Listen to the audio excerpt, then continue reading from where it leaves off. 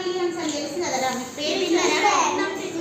తను ఎక్కడుంది, ఎక్కడి నుంచి వచ్చింది? స్పేస్ నుంచి వచ్చింది. ఎప్పుడు?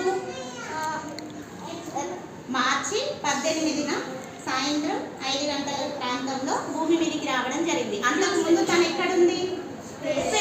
అంతరిక్షంలో ఉంది.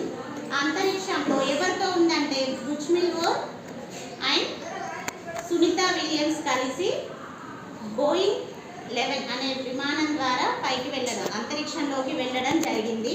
అయితే వెళ్ళే క్రమంలో వాళ్ళకి కొన్ని లోపాల వల్ల అక్కడ చిక్కుకోవడం జరిగింది. అక్కడ మరి 9 నెలలు వాళ్ళు ఉన్నారు.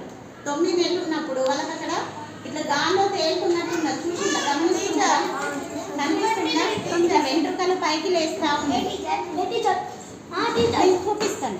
ఇట్లా వెంట్రుకలు పైకి లేస్తున్నట్టు కనిపిస్తున్నాయి చూసిల్లా. మరి ఎందుకు అట్లా? మరి మన ఇక్కడ మనకు లేస్తున్నాయా? మనకి ఇక్కడ అణిగినట్టున్నాయి. అక్కడ ఎందుకు లేస్తున్నాయి? గ్రావిటీ అక్కడ ఉందా లేదా?